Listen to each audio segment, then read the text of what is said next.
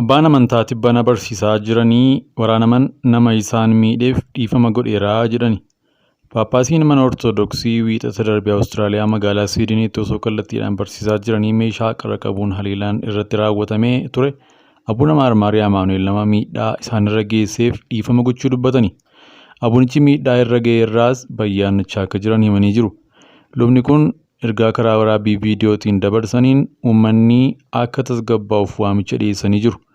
Haleellaa jalqaba torban kana irratti raawwatameen namoota afur irra miidhaan akka qaqqabe yoo ta'u, poolisiin gochaa shororkeessummaa ka'umsa amantaa taasifateedha jedhan. Taatee mudateen booda naanna'aa Bataskaana lubichitti tajaajilanitti hokkarri uumamee ture. Miidhaa meeshaa qara qabuun qaqqabsiisuu kan shakkame dargaggoon umriin isaa 16 fi ofiisaas kan miidhaan irra qaqqabe to'annaa kan jala oolfame yoo ta'u, hanga ammaatti himannaan irratti hin banamne. Aangoonni waa'ee amantaa dargaggoo kanaa irratti yaada kennuu irraa of qusateera. Dargaggoon sunis afaan Arabaatiin yoo iyyuu fi lubicha waraanuun dura dubbataa ture kan jedhame yoo ta'u, dhaabbanni tika biyyattii viidiyicha qorataa akka jiru ibsee jira. Waraabbii viidiyoo daqiiqaa 4 dheeratuu fi miidiyaa hawaasaa irratti Bataskaanatti irratti qoodame irratti lubichi abbaa fedhes haa ta'u nama kana raawwateef dhiifama godheeraaf yoo jedhan dhagahamu. Nutis waa'ee keessan yeroo hunda kadhatanii taasifnaa. Kana akka raawwattaniif kan isin ergee eenyuyyuu haa ta'u garuu maqaa Yesuus guddichaatiin dhiifama taasiseeraa fi jedhan. Dhumarrattis haala fayyaa gaarii irratti akka argamaniif namoonni dhiphachuu akka hin qabne dubbatanii jiru. Poolisiin duree amantii kun miidhaa kanarraa hafuun isaanii nama carroomanidha jedhe. Erga viidiyoon miidhaa irra qaqqabee agarsiisu kun miidiyaalee hawaasaa irratti qoodamanii booda namoonni baay'een gara Bataskaanitti yaa'anii turan. Haala tasgabbii dhabiinsa uumameenis miseensonni poolisii 2 kan miidhaman yoo ta'u, konkolaattota poolisii 10 irras miidhaan qaqqabeera. Hojjettoota fayyaa yeroo balaa tasaa wayita nageenya isaaniitiif sodaatan ni mul'atu. Poolisiinis namoota hokkara sana keessatti hirmaatan hordofuun seeratti akka dhiyeessu dhaadatee jira. Taatee sana waliin walqabatee roobii kaleessaa dargaggoon umriin waggaa 19 tokko yeroo jalqabaatiif to'annoo jala oolfamee jira. Magaalattiitti yaaddoo olaanaan kan mudate yoo ta'u, aangoonnii fi lammiileen miidhaa wal fakkaataan ni mudate jechuun yaaddoo keessa seenuu himamee jira. Dureen amantaa kun ergaa dabarsan kanaan uummanni poolisii waliin akka ta'aniif waamicha dabarsanii jiru. Gochaa Kiristoos akka raawwattanan barbaadaa. Gooftaan keenya Kiristoos Iyyasuus akka wal dhabnuuf gonkumaa nu hin barsiifne, gochaa hamaa akka raawwannuuf nu hin barsiifne jedhan. Abbaan amantaa tibbana waraanaman Abuuna Maarmaarii Amaanu'eel eenyudha? Dureen amantii beekamaan Abuuna Maarmaarii Amaanu'eel osoo mana amantaa Siidiniitti argamu irratti kallattiidhaan barsiisaa jiranii meeshaa qara qabuun wiixata darbee waraanamani. Abuuna Maarmaarii Amaanu'eel Bataskaana Ortoodooksii Asiiriyaatti duree Bataskaanaa Kiraayist the God Shepherd jedhamutti. Dargaggeessi abuunichaa to'annoo jala oolfameen booda dabarfamee poolisiitti kenname.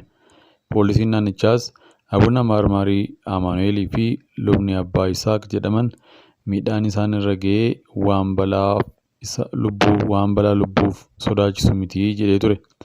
Ga'eessi umuriin waggaa 53 Abuuna Maarmaarii Amaanu'eel mataa isaanii irraa meeshaa qara qabuun waraanuun kan ibsame yoo ta'u, Koomishinarri Poolisii NSW abuunichi wallaansi baqaqsanii yaaluu taasifamuufiif himuun lubbuun kan hafan carroomaniiti jedhan. Nama amantaa surra qabeessaa fi barsiisa falmisiisaa barsiisuudhaan kan beekaman Abuuna Maarmaarii Amaanu'eel keessattuu bara 2020tti seerota COVID-19 mormuudhaan beekamtii argatan. Bataskaanittiinis barsiisaa Abuuna Maarmaarii Amaanu'eel karaa miidiyaa hawaasaatiin kallattiin dabarsite. Abuuna Maarmaariin guddatan magaalaa guddoo Iraaq Baagdaad keessatti yoo ta'u, daa'imummaan maatii isaanii waliin gara Awustiraaliyaa deeman. Marsariitiin Bataskaana isaanii akka mul'isutti Abuuna Maarmaarii Amaanu'eel bara 2009tti luba itti aansee ammoo bara 2011tti abuuna ta'uun dibaman. Bataskaanni Kiraayist the God Shepherd kunis bara 2014tti Bataskaana Syrian Church of East irraa adda bahan. Kunis kan ta'e sababii barsiisaaniitiin abuunichi akka dhorkamuu erga taasifameen boodadha. Toorri Feesbuukii fi YouTube Bataskaana Abuuna Maarmaarii Amaanu'eel hordoftoota 240,000 qaba.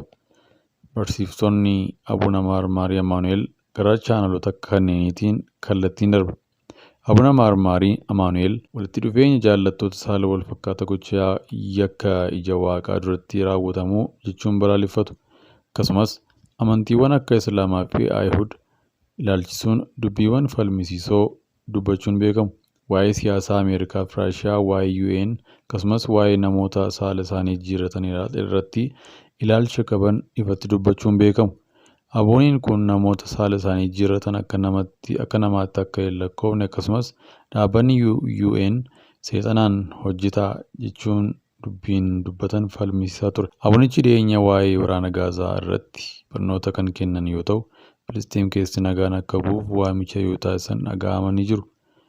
Dureen amantaa kun waa'ee walitti dhufeenyi saala wal fakkaatu amantaa fi COVID irratti barnootaaf gaaffii kennaniin keessattuu fayyadamtoota miidiyaa hawaasaa biratti beekamtii argatanii jiru. Toorri feesbuukii maqaa isaaniitiin baname tokkos hordoftoota 294 qaba. Abuna Maarmaariin Amaanu'eel bataskaanota kaanittis argamuunis ni barsiisu. Baatii muddee darbe keessa Ameerikaa Phoenix, Arizoonaa deemuun waa'ee kitaaba qulqulluu barsiisanii jiru. Bataskaana Ortodoksii Asiriyaa Church of East jedhamtu amantaa kiristaanaa kan hordoftudha. Haa ta'u malee haalawwan barsiisa bataskaanota kiristaanaa kaan waliin wal fakkeessuu hedduu qabdi. Bataskaanni Ortodoksii Asiriyaa Church of East kunis keessattuu barnoota bataskaana Ortodoksii Giriikii fi Kaatolikii wal fakkaatu barsiifti. Bataskaanni Abuna Maarmaarii Amaanu'eelitti barsiisanitti kan waaqeffatan amantoonni irra jireessi isaanii kan naannolee Awustiraaliyaa Liverpool fi Fiild jedhaman jiraatanidha. Bataskaanni Abuna Maarmaarii Amaanu'eel barnoota isaa Yesuus Kiristoos irratti bu'uureffachuun kan kennan yoo ta'u, bataskaana Ortodoksii Asiriyaa waliinis hidhata qabu. Asiriyaatti uummata lakkoofsa bichuu amantaa kiristaanaa hordofaniif Iraaq, Siiriyaa fi Tarkii keessatti argamanidha. Bataskaana isaanii keessas afaanota Ingilizii fi Asiriyaatiin barsiifama. Dilbata immoo daa'immaniif dubartootaa fi barnoota amantootaatu kennama.